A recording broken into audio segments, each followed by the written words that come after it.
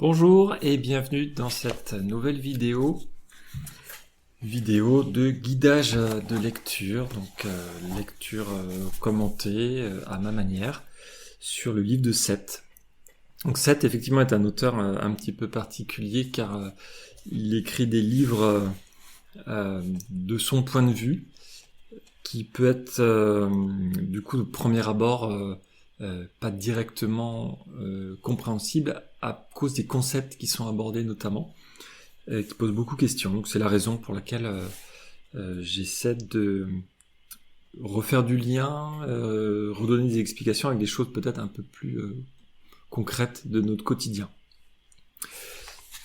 Et ça ne manque pas, dans ce chapitre 7, il est en train de nous parler de nos vies multiples, de nos mois réincarnationnels, des passés, futurs multiples, de nos mois probables, de nos mois parallèles, en expliquant donc qu'il y a d'autres existences qui sont liées à notre conscience. Et il venait de terminer un paragraphe où il parlait justement des rêves. Quand nous sommes en train de dormir, les autres existences que nous avons sont connectées à nous, enfin nous sommes connectés plus facilement, mais quand nous nous réveillons, eh bien elles continuent à vivre leur existence. Ce n'est pas parce que nous n'y portons plus attention qu'elles ne continuent pas à vivre, puisqu'elles sont complètement autonomes de nous, bien entendu. Et alors, il nous disait juste dans la fin du paragraphe où je m'étais arrêté, il disait, dans le rêve, vous vous en rendez bien mieux compte, même s'il se produit dans le rêve, un processus final. Hein. Donc là, c'est vous en rendez bien mieux compte de ces autres existences. Hein. Nous sommes plus connectés à ces autres existences. Même s'il se produit donc dans le rêve, un processus final qui masque souvent cette expérience psychologique ou psychique intense. Et malheureusement, c'est de la version finale du rêve que vous vous souvenez d'habitude, donc on ne se souvient pas du contenu complet, pur, la connexion exacte. Et je rappelais donc cette fin de paragraphe, puisque nous commençons aujourd'hui donc dans un paragraphe suivant qui enchaîne en disant « Dans cette version finale du rêve », et c'est donc la suite directe, et il continue en disant « L'expérience fondamentale », ce que je disais, voilà, pure, complète, etc., donc fondamentale, il l'appelle, est convertie aussi fidèlement que possible en termes physiques. Elle est donc déformée. Ça, c'est un passage qui est important. Il me semble que c'est dans le chapitre 6 déjà qu'il en parlait, que donc les rêves nous permettent de une connexion, nous relier à notre moi profond, notre moi entier, ce qu'il appelle notre entité. Ça fait partie des moments, c'est pas les seuls, mais ça fait partie des moments dans notre journée où nous, ce qu'on appelle notre conscience, du coup, est déconnectée. Mais en fait, Seth, il dit que c'est presque l'inverse, c'est-à-dire que c'est le moment où notre conscience est la plus connectée finalement à lui, ce qu'il appelle la réalité globale. Donc on a une compréhension plus large de qui nous sommes et de comment fonctionne la réalité. Donc nous, quand on imagine que notre conscience est coupée, c'est en fait le meilleur moment pour comprendre comment fonctionne notre conscience. Et malheureusement, il y a une traduction nécessaire en termes physiques. Les rêves dont nous nous rappelons ne sont qu'une traduction. Là, je repense peut-être au mot de camouflage du monde physique que Seth utilise, c'est-à-dire que on utilise des symboles. Il utilisait aussi le terme de parabole onirique. Chapitre 6, la page 125. Donc, le message complet que l'on peut obtenir quand on est complètement nous, inconscient, dans nos rêves, est donc déformé. Il y a une adaptation, il y a une transformation. Et ça se retrouve donc sous forme de rêves, mais des rêves qu'il faut du coup interpréter. Des rêves qu'il faut que l'on essaie de comprendre, chacun à sa manière, puisque chacun a sa propre symbolique, au niveau de ses rêves. Et donc la même image dans un rêve peut avoir des sens différents selon chacun d'entre nous, puisque nous allons interpréter à partir de nos croyances personnelles la réalité physique. Donc les rêves en font partie. Mais en tout cas, voilà, dites-vous bien que à chaque fois que vous vous souvenez d'un rêve, il y a derrière un message, pas forcément un message, mais en tout cas il y a une information qui est présente derrière, et le rêve n'est qu'une retraduction, et donc l'idée serait peut-être d'essayer de comprendre quelle est l'information, l'idée, ce qui est contenu en tout cas derrière ce rêve. Cette continue en disant dans la phrase suivante, ce processus de retouche, voilà, il appelle ça une retouche des rêves, n'est cependant pas conduit par des couches profondes du moi. C'est un processus beaucoup plus proche de la conscience que vous ne le pensez, et il a demandé à Robert de souligner le mot proche, donc qu'il insiste beaucoup dessus, beaucoup plus proche de la conscience que vous ne le pensez. Donc nous rêvons régulièrement, les souvenirs qu'on en a sont des traductions, mais qui sont faites plus proches de notre niveau de conscience que de la source de l'information, de notre moi profond. Et dans le paragraphe suivant, il continue en disant « Un point particulier expliquera peut-être ce que je veux dire. Si vous ne voulez pas vous souvenir d'un rêve particulier, vous en censurez le souvenir. » Voilà, nous avons donc cette capacité en nous de pouvoir censurer certains rêves dont nous ne voulons pas de manière inconsciente nous souvenir. Donc censurer le souvenir à des niveaux très proches de la conscience. Vous voyez, donc c'est comme, là, moi j'ai l'impression, quand on parle de choses proches de la conscience, c'est donc, on est plutôt près de l'ego, et ça peut donc être justement cet ego qui gère la réalité physique, qui va... là, c'est une interprétation de ma part, mais voilà, je pense que l'ego, en tout cas, a un rôle à jouer à ce niveau-là, pour empêcher justement que des informations que lui ne souhaite pas faire remonter à la conscience, justement, y parviennent. Et voilà, comme s'il voulait tenir un petit peu à l'écart des informations. Lui, en tout cas, je ne sais pas si, voilà, exactement si c'est lui, on va voir en continuant la lecture. Et en tout cas, je sais que l'ego décide lui-même de retenir certaines informations, puisqu'il est connecté, par exemple, à nos moi internes, en permanence, notre ego. Mais il y a très peu d'informations qui viennent du moi interne qui sont conscientisées, qui arrivent jusqu'à notre niveau de conscience pour après en faire quelque chose dans notre vie quotidienne. Bon. Donc là, en tout cas, je ne sais pas exactement, on va voir s'il précise ça plus tard, mais là, à ce niveau-là, il ne précise pas, il dit simplement qu'il y a une couche, une partie d'entre nous, très proche du niveau conscient, qui peut censurer, sélectionner les rêves.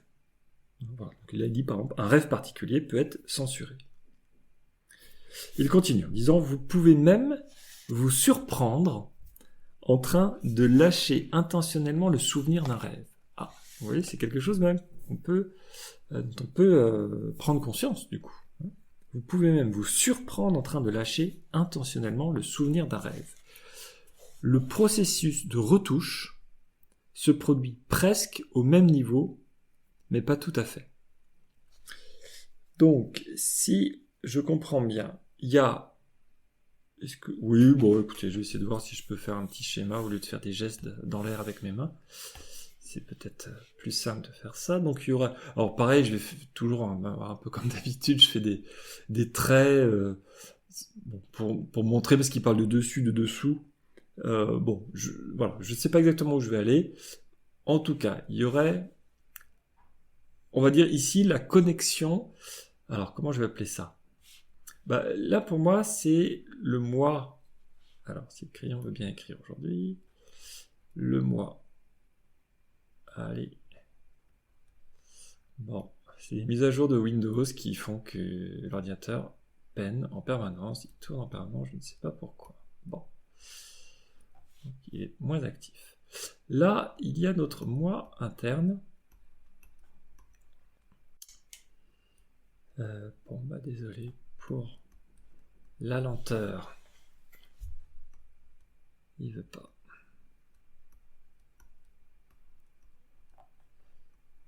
Allez, allez. Bon, en plus, il écrit un peu mal. Bon, voilà, notre moi interne qui est tout en bas. Et qui est donc le niveau, on va dire. Alors, là, en fait, c'est le niveau où je me connecte au moi interne. Hein. C'est pas le niveau du moi interne. Hein. C'est le niveau où je me connecte avec mon moi interne. J'ai l'impression que c'est ici que naissent les rêves. Je regarde en même temps le texte où il nous disait effectivement, voilà, il y a des rêves, psychologie, version finale du rêve. Donc, quelque part, là, je vais essayer de faire un gradient jusqu'au rêve dont on se souvient. Voilà, ça me semble être ça. Bon, pareil, voilà, je sais pas, je fais un trait, on verra ce que ça donne après. Allez, hop, rêve. Comment je vais appeler ça? Rêve dont on se souvient. Comment il dit lui? La version finale du rêve dont vous vous souvenez. Rêve. Bon, oui, pourquoi pas. Dans. Bon, dans. On se souvient. Bon, décidément.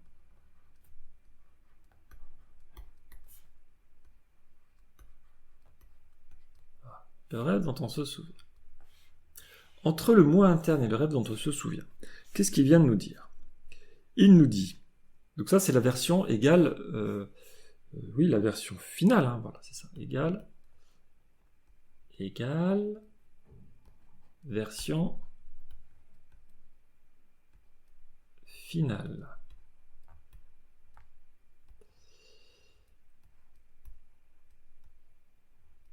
Okay. Alors,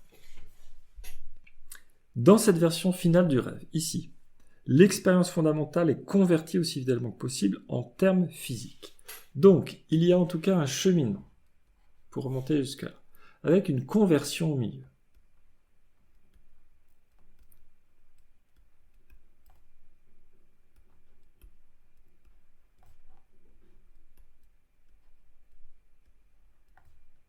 Bon, désolé pour l'écriture, du coup, c'est tout moche. Il capte une fois sur deux. Voilà, conversion. Une conversion qui est faite du message depuis le moi interne pour devenir physique. Hein, le rêve dont on se souvient, il est physique.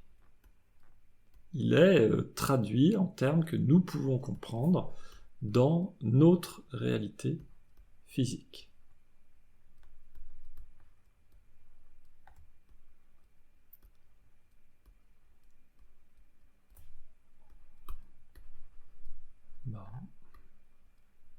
Bon, écoutez, si vraiment c'est trop lent, je vais arrêter, parce que là, c'est pas possible.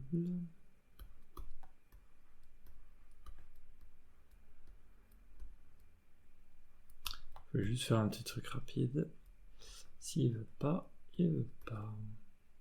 Bon, bref, j'espère que c'est quand même lisible. Physique. Ce processus de retouche n'est cependant pas conduit par des couches profondes du moi, c'est un processus beaucoup plus proche de la conscience que vous ne le pensez. Là, on est effectivement proche, puisqu'on s'en souvient, on est donc très très proche de la conscience ici. Voilà.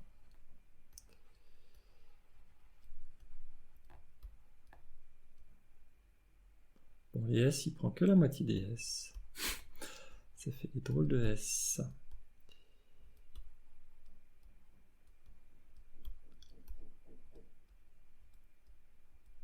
Bon, ok. Donc il y a un niveau de censure. Vous pouvez même vous surprendre en train de lâcher intentionnellement le souvenir d'un rêve. Donc il y a cette conversion. Ça se fait donc le niveau de censure. Donc il y a voilà, une censure possible ici, très proche du niveau de conscience.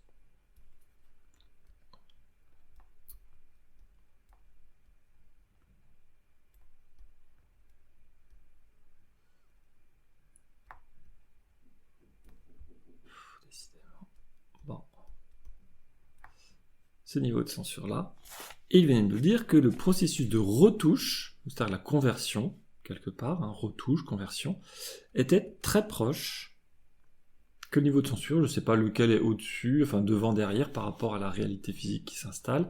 En tout cas, voilà, ces deux niveaux-là sont donc très proches, sur le même axe, mais très très proches. Est-ce qu'il disait autre chose? Non, finalement, oui, c'est peut-être pas extraordinaire. Voilà, donc en tout cas, il y a cette information qui doit être convertie en réalité physique.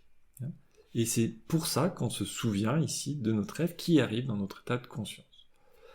Bon, voilà, je vais pas insister là-dessus, surtout que c'est pas très joli et pas très visible. Voilà, on revient du coup sur la lecture. Donc, bon, voilà. Donc il insistait, lui, en tout cas, sur le fait que ces deux niveaux, conversion, retouche, du coup, et censure, étaient à côté. Bon, je ne sais pas ce qu'il avait exactement en tête derrière, et ce qu'il en parle plus tard, j'y reviendrai éventuellement. On enchaîne dans un paragraphe suivant. Il nous dit à ce moment-là que, ici, l'expérience fondamentale, donc le message de base, ce qui est tout en bas sur mon schéma, est habillée à la hâte. Donc je sais pas exactement ce que ça veut dire. Pourquoi à la hâte? Bon. Et autant que possible, continue-t-il dans la phrase, avec les vêtements du monde physique. Donc là, c'est le niveau de retouche. Donc ce serait un niveau... Alors à la hâte, peut-être parce que c'est quelque chose qui est fait en temps réel. Il venait de nous dire qu'on peut se surprendre nous-mêmes à lâcher intentionnellement le souvenir d'un rêve. Donc c'est justement, le rêve est en train de devenir conscient, donc il est en train de passer du niveau tout en bas que j'ai dessiné, qui vient du moi interne, jusqu'à la conscience. Et c'est pour ça que, de toute façon, effectivement, ce phénomène-là, il est instantané. Donc le à la hâte veut simplement dire, a priori, que c'est en temps réel, c'est en continu, donc voilà, c'est une traduction en temps réel et on fait un petit peu comme on peut visiblement pour le faire devenir dans le monde physique. Lui dit, voilà, l'habiller avec les vêtements du monde physique. Bon. Et cela, continue-t-il, non pas parce que vous voulez comprendre l'expérience, mais parce que vous la refusez fondamentalement, car elle n'est pas physique. J'ai juste un doute en lisant ce paragraphe, c'est est-ce qu'il insiste sur le fait que nous faisons une censure, ou est-ce qu'il insiste sur le fait que nous faisons une sorte de conversion? Parce qu'il venait juste de dire, il enchaîne les phrases, voilà, il parle donc, il disait, vous pouvez vous surprendre en train de lâcher intentionnellement le souvenir d'un rêve, donc c'était la censure, et juste après il dit, le processus de retouche se produit presque au même niveau, mais pas tout à fait. Ici, l'expérience fondamentale est habillée à la hâte, et autant que possible avec les vêtements du monde physique. Et cela, non pas parce que vous voulez comprendre l'expérience, mais parce que vous la refusez fondamentalement, car elle n'est pas physique. Il va enchaîner après en disant « Tous les rêves ne sont pas de cette nature ». Donc je vous propose d'avancer un petit peu, puis on va voir comment ça prend sens par rapport à ce début de paragraphe. Donc, en tout cas, juste pour résumer, il nous dit que, effectivement, nous ne pouvons pas accepter, accueillir l'expérience fondamentale qui vient de notre moi profond directement, à cause de cette notion, voilà, que ce n'est pas traduit en termes physiques. Il y a donc, en tout cas, besoin, voilà, de ce qu'il appelle cet habillage. Donc, tous les rêves ne sont pas de cette nature. 2 points. Certains prennent place dans des zones psychiques ou mentales reliées à vos activités quotidiennes. Donc, je vais peut-être reprendre à ce moment-là le schéma, parce que du coup, tous les rêves dont on se souvient ici ne viennent pas forcément donc du moi interne. Là, c'est ce qu'il est en train de nous dire. Tous les rêves ne sont pas de cette nature. Certains prennent place dans des zones psychiques. Donc là, est-ce que je vais réussir à écrire? Voilà, égal, non.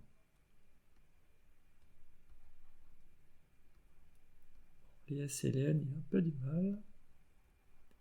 Léo, à force de tourner, ça s'écrit. Hop. Non. Mais c'est pas compliqué là. Allez. Hop.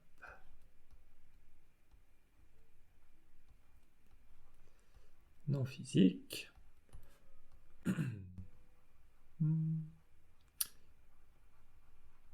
Allez. Non physique.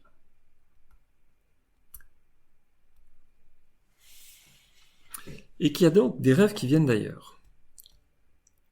Des zones, ils prennent place dans des zones psychiques ou mentales reliées à vos activités quotidiennes, et dans ce cas, aucun processus d'habillage n'est nécessaire.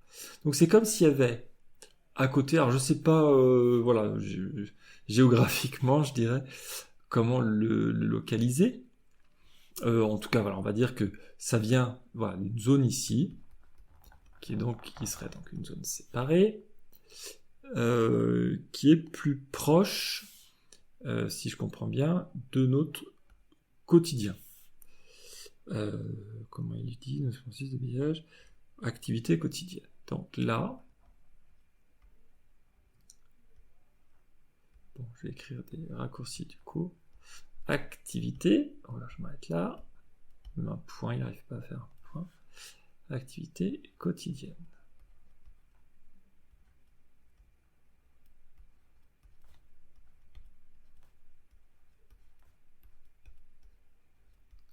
Bon. Point. Je ne vais pas faire un gros point. Un petit point, il veut bien, un gros point, il veut pas. Ah ouais, c'est vraiment bizarre. Ouais, bon. Des choses qu'il veut, d'autres qu'il veut pas. Allez. Bon, peu importe. Ça ne passerait donc pas par une zone de conversion. Ça ne passerait peut-être pas par la zone de censure, puisque ces deux zones-là sont proches. Mais ça arriverait à la conscience, donc par un autre chemin en tout cas. Voilà. Il y a ce chemin-là qui passe par la conversion et la censure. Là, ce que je comprends, il n'a pas l'air d'en parler en tout cas, on aurait un autre chemin qui arriverait donc au niveau de la conscience avec un rêve dont on se souvient directement, la version finale. Donc on est directement dans la version finale parce que ça vient de quelque chose de physique.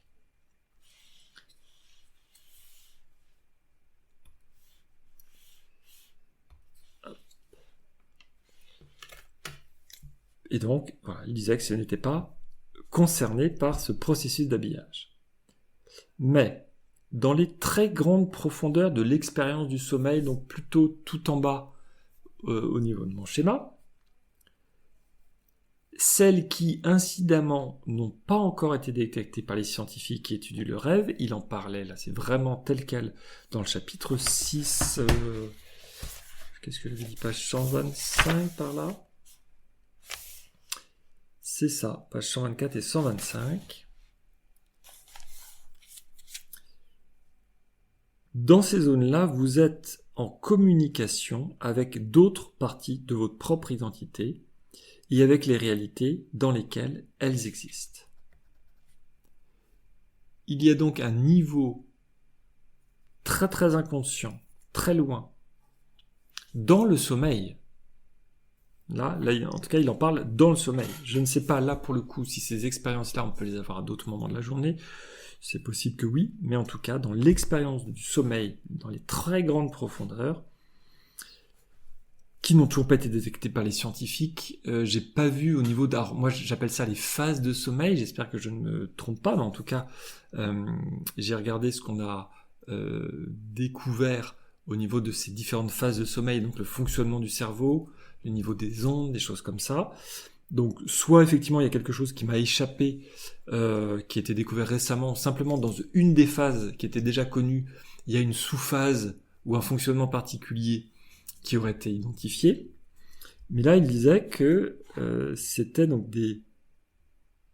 Il parle pas de phase, effectivement, de sommeil. Lui, il dit dans les très grandes profondeurs du sommeil. C'est moi qui expérimente ça, qui traduis ça, en me disant que c'est dans une phase particulière.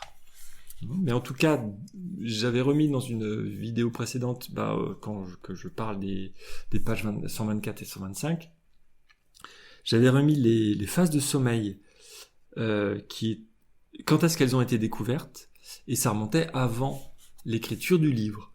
Donc il n'y a rien à ma connaissance de nouveau depuis, ça veut dire que ces phases-là ne sont peut-être toujours pas connues aujourd'hui par les scientifiques. C'est ça ce que j'essaie de comprendre.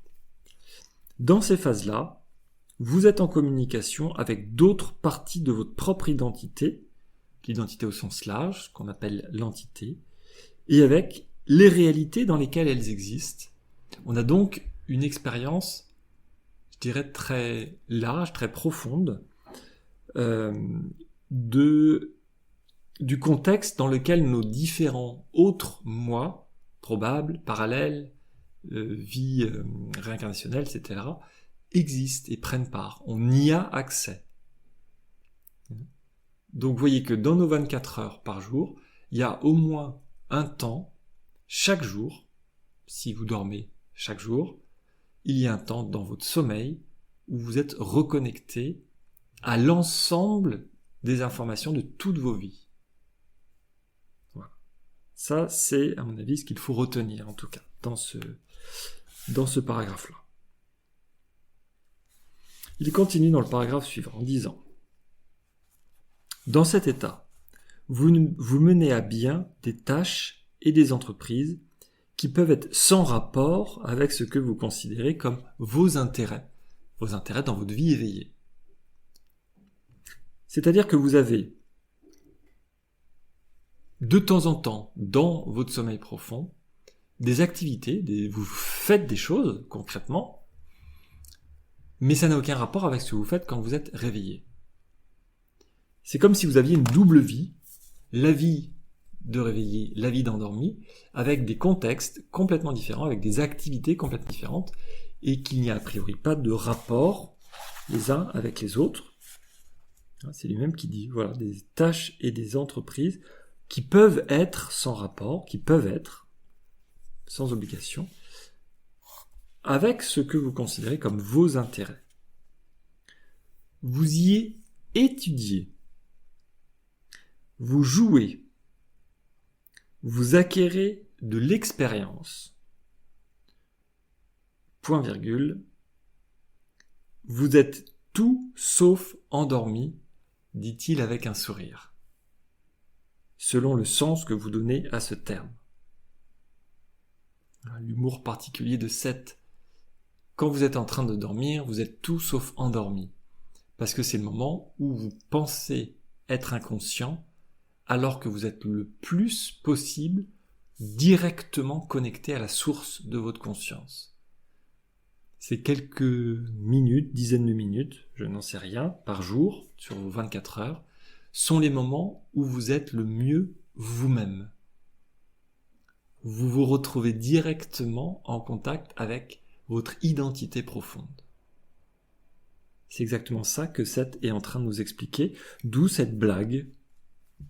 Vous y étudiez, vous y jouez, vous acquérez de l'expérience, vous êtes tout sauf endormi.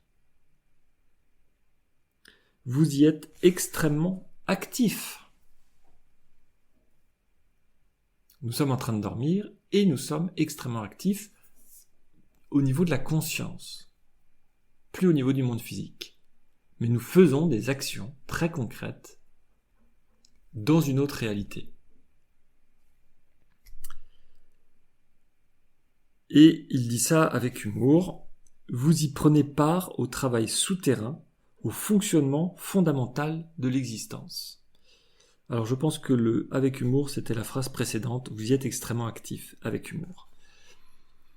Parce que là, c'est moins... C'est pas vraiment de l'humour. Hein. C'est quelque chose, c'est une prise de conscience de se dire que chaque nuit, vous prenez part au travail souterrain, au fonctionnement fondamental de l'existence. Et pour avoir lu d'autres livres, je pense que c'est aussi à ce moment-là qu'on est connecté aux autres connaissances, aux autres consciences, aux autres moi, pour régler les grandes questions, les événements de masse, les grandes questions sur les choix. J'utiliserai des termes peut-être un peu plus concrets, géopolitiques, hein, quelque part les choix géopolitiques qu'on va faire dans les prochains mois. Je donne un exemple de ce que j'ai compris du livre, comment il s'appelle, événement de masse, un choix individuel, un choix collectif. Événement de masse, il doit être là. Est-ce qu'il est traduit d'ailleurs en français? Oui, je crois qu'il y a une traduction. Alors, l'individu et les événements de masse. Voilà, l'individu et les événements de masse. Il y a un autre livre qui a été traduit avant, mais je crois que c'est plutôt canadien, québécois du coup. Ça a été retraduit récemment par Mama Édition. Voilà, c'est deux versions un petit peu différentes, donc le titre était un peu différent. En tout cas, c'est un livre qu'on a trouvé, alors je sais plus exactement où, mais qui date a priori de, je sais pas, peut-être des années 80 par là. Voilà, en tout cas, il y a une traduction plus récente dans la même cohérence de vocabulaire, je dirais, que les autres livres. Ces livres-là, ils nous disent notamment, tel que je l'ai compris, que ce qu'on a vécu, la pandémie il y a quelques années, c'est typiquement le genre de situation qu'on va préparer tous ensemble collectivement dans cette partie du rêve. Dans ce moment où on est complètement inconscient, on est connecté et toutes les consciences décident de dire bon, voilà, on va expérimenter quelque chose de nouveau. Tiens, et si on mettait en place à l'échelle de la planète un gros événement avec un virus qui va être présent et qui va chambouler complètement les possibilités de se rencontrer, etc. Donc on va devoir fonctionner différemment. Voilà, et puis on se met d'accord et après on y va. Voilà, c'est comme ça en tout cas moi que je comprends les grands événements qui arrivent au niveau mondial. À chaque fois, c'est décidé en amont. Donc quand ça concerne juste notre vie, c'est nous qui créons notre réalité, donc c'est nous qui nous mettons d'accord avec nous-mêmes. Mais quand ça concerne des grands événements qui incluent plusieurs pays, plusieurs personnes, enfin des millions de personnes, voilà, c'est discuté collectivement, collégialement, ensemble. Donc c'est pour ça que cette phrase est quand même très importante et lourde de sens. Hein. Vous y prenez part quand on est en train de dormir, au travail souterrain, au fonctionnement fondamental de l'existence. Qu'est-ce qu'on souhaite expérimenter? Qu'est-ce qu'on va découvrir, expérimenter, vivre? Quelles nouvelles émotions? Qu'est-ce que ça va nous amener? Il poursuit dans le paragraphe suivant en disant « Permettez-moi d'ailleurs d'insister sur le fait que vous n'en êtes absolument pas inconscient. »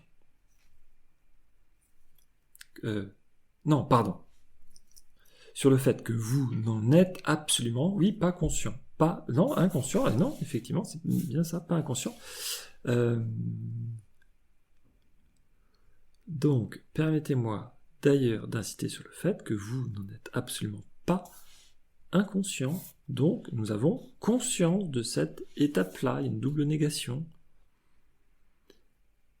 C'est ce que vous croyez parce que, en général, vous ne vous en souvenez pas de tout cela le lendemain matin. C'est ça. Donc, la phrase effectivement est un peu claire en première lecture puisqu'il y a une double négation. Vous en êtes complètement conscient, nous dit-il.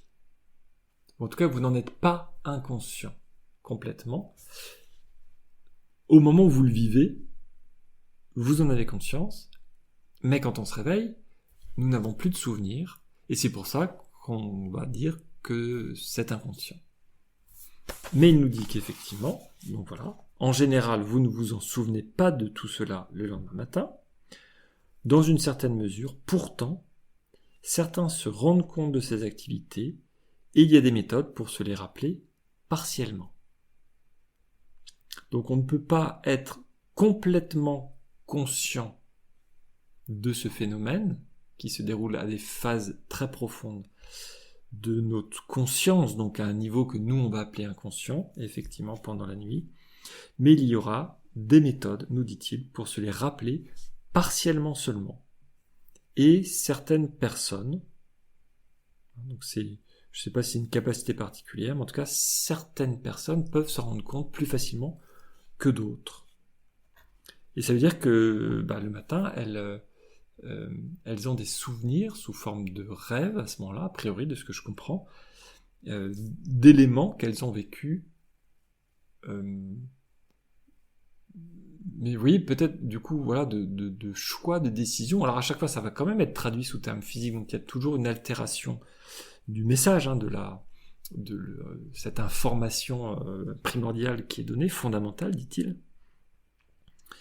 Il y a une déformation par le fait que ça devient conscient, donc la conscience étant physique, il faut que ce soit conscient. Il y a de toute façon cette déformation, mais au moins les informations remontent. Parce que sinon, de manière générale, comme il disait, c'est forcément traduit, c'est le schéma en fait que j'illustrais. C'est pour ça que je suis en train de me demander qu'est-ce qu'il y a de nouveau effectivement dans ce paragraphe-là. C'est peut-être simplement le fait que, de manière générale, c'est forcément traduit, et que là c'est peut-être un niveau qui est un petit peu moins traduit, mais je ne pense pas. Ah non, ou alors voilà, c'est ça, c'est que là ce dont il est en train de parler, c'est toutes les activités que l'on fait, puisqu'il disait que c'était un niveau encore plus profond, dans les très grandes profondeurs de l'expérience du sommeil. Donc par rapport à mon schéma, il faudrait rajouter, je vais y revenir en espérant qu'on puisse à nouveau écrire dedans. Donc quelque part, ce sera encore une autre couche qui se situerait là, si on parle de couche profonde.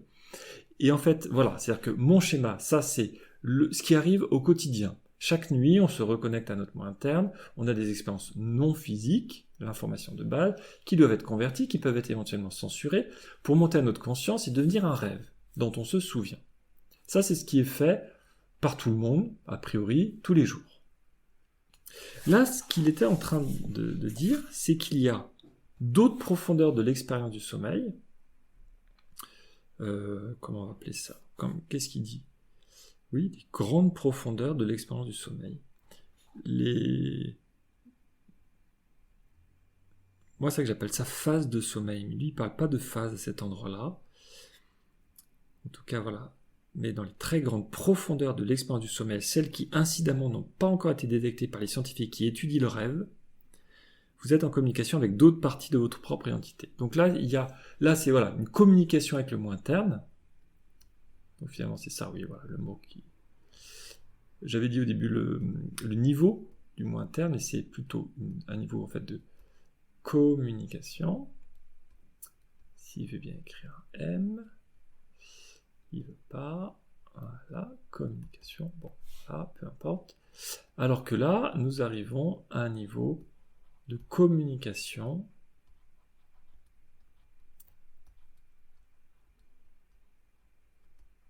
avec les bouquins, il finit juste la fin, de communication avec d'autres parties de votre propre identité. Communication, je vais dire du coup plus profonde. Voilà, je pense que ça se comprend par rapport à ce que je viens de lire et d'expliquer. Allez, hop, plus profonde.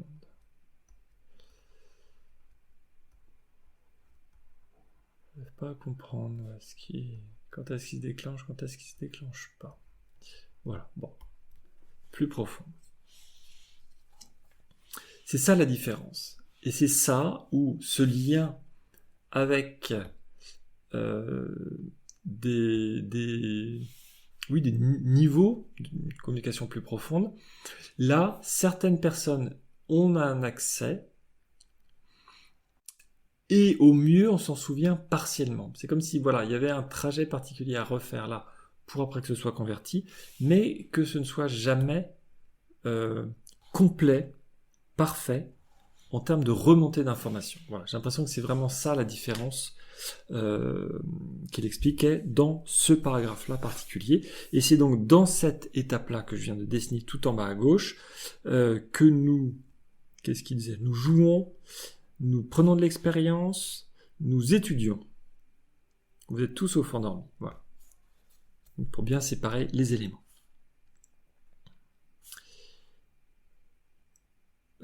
Écoutez, avant de relancer un nouveau paragraphe, là je vois qu'on est à peu près au milieu de cette séance, donc je vais faire une pause maintenant. Je regarde juste, je lis rapidement. Non, je crois qu'il n'y a rien de nouveau, dans une certaine mesure. Pourtant, certains se rendent compte de ces activités. C'est ça, c'est vraiment ces activités. Voilà, donc c'était des activités particulières, effectivement, que nous faisons. Voilà, donc je n'insiste pas plus, je pense que c'est assez clair là-dessus. Je vais faire ma pause maintenant et on se retrouve juste après donc pour la vidéo suivante. À très bientôt.